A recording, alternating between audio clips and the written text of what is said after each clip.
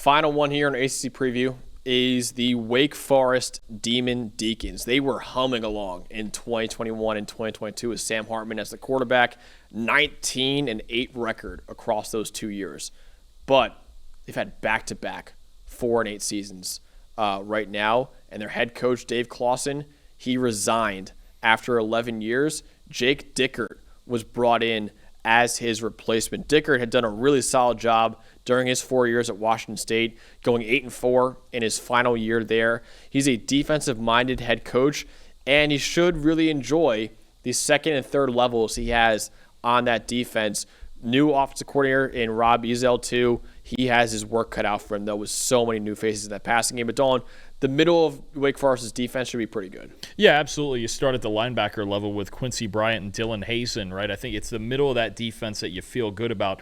Starting linebackers returning, 2 starting safeties returning, and Nick Anderson and Devon Patterson. So I think that's where it really starts. If they can get the middle of the defense settled in, going to need a little bit more of a pass rush, I think, up front to really succeed against some of the better offenses in this conference. But I think you feel pretty good at least about the core of this defense in the middle, and then the way that Dickert's going to have to build it on the outside. Yeah, this passing game I'm a little worried about, though, right now. So they have a new quarterback in Robbie Ashford, who transfers in from South Carolina, started a lot of games at Auburn, too. In his career at South Carolina and Auburn, he has a 53.3 passing grade.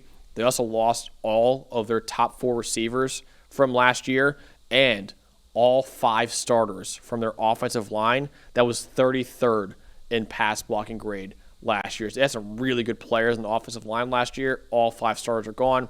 Top 4 receivers are gone too.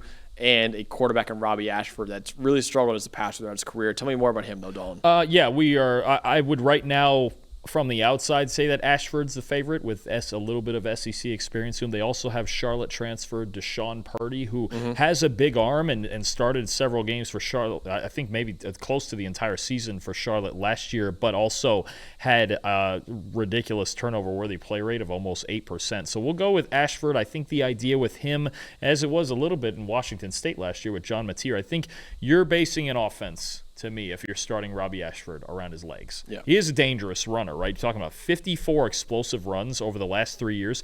That's a top 20 mark in the country, even though he's a lot further down on the amount of carries that he's had compared to other quarterbacks. He hasn't always been a starter right down there at what, Auburn and then South Carolina it was, right? I mean, so I think you want to run the football if Robbie Ashford's in the game as much as you possibly can. I think that's where he's going to have success. Now, he himself, 4.6% turnover-worthy play rate, not great, has just never looked all that comfortable from the pocket. 17 fumbles in his career in less than 1,000 snaps. So I think just the pocket presence and the ball security needs to get better from whichever of these quarterbacks is starting. Like I said, I would assume Ashford's the favorite with the higher level experience, and Purdy, he's got a big arm, but again, it's with either of these guys, ball security is going to be everything. You cannot have your quarterbacks putting the ball in danger as much as these two do. Yeah, absolutely. One guy who should help him out a lot, though, in that run game, and could be a really dynamic rushing attack with Robbie Ashford, is Damon Claiborne.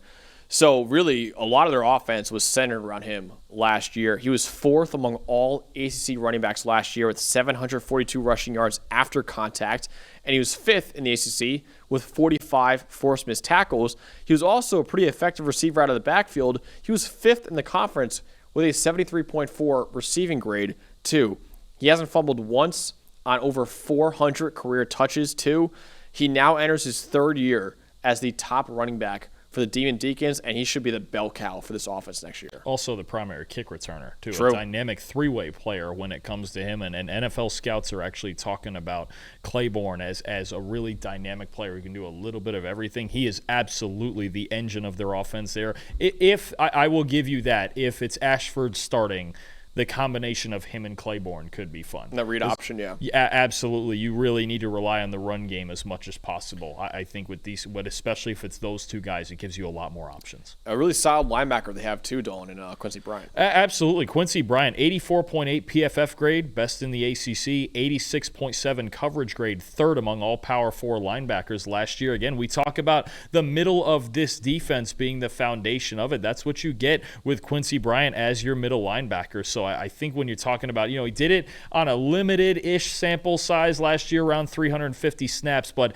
in a full starting role with what he showed you with his athleticism and especially his ability in coverage, really good foundation I think they have here in the middle with Bryant and with Dylan Hazen next to him as well. Yeah, definitely. He wasn't even a starter for Wake Forest last year, but he could be a breakout star at linebacker, and he could become one of the best linebackers in the country as a full-time starter for Wake Forest this year. Win total, Dalton, is set at 4.5 for Jake Dickert in his first year as Wake Forest's head coach. Will they go over or under? So basically, will they go 4-8 or worse once again, or will they bounce back and have a little bit better year? I think I'm gonna go under for this team. It's a pretty tough schedule. Let's see. I think they should start 2-0. At Oregon State is interesting. We don't know what Oregon State is this year either. Virginia's tight. Delaware coming in. It's not a bad team either, though. Blue Hands, first year in the FBS for the Blue Hands. Yeah, them in Missouri State. Huge. We'll get to I'm coaching them right now in College Bowl 26. That's my first dynasty school. That's a good call. I like that. I always confuse their uniforms with Michigan. Anyway, Joe Flacco. 4 or 5. Where are we going here? I'll take the under. Yeah, I'm going under too. At Virginia's a 50-50 game. Oregon State, I think, it's a 50-50 game. Oregon, it's a West Coast trip, too. I'll take the under as well. I think Jake Dickert, really, I think this year is the same thing as a lot of first-year coaches. Let's get in here and figure out what we have and how we need to build this thing. I think they're pretty clearly underdogs in almost every other game, and I think the Oregon State game and the Virginia game are two coin flips. And they're on the road. They need to win both those coin flips in order to win 4 games. And then... Yeah, you're right. In order to get to 5, or 5. Sorry, yes, 5. You got to win. You have to win both of those games, or you got to pull an upset. Yeah, and they're both on the road. Yeah, sure. I'll take the under. We'll see. I think Jake Dickert. This is a building year. It's year 1. Yeah. Hey, thanks for watching another episode of the PFF College Football Show. Please make sure you guys subscribe to the channel. Also, subscribe to PFF Plus at subscribe.pff.com for all of the same data and grades that we use in our show, plus fantasy tools, betting tools, and our mock draft simulator.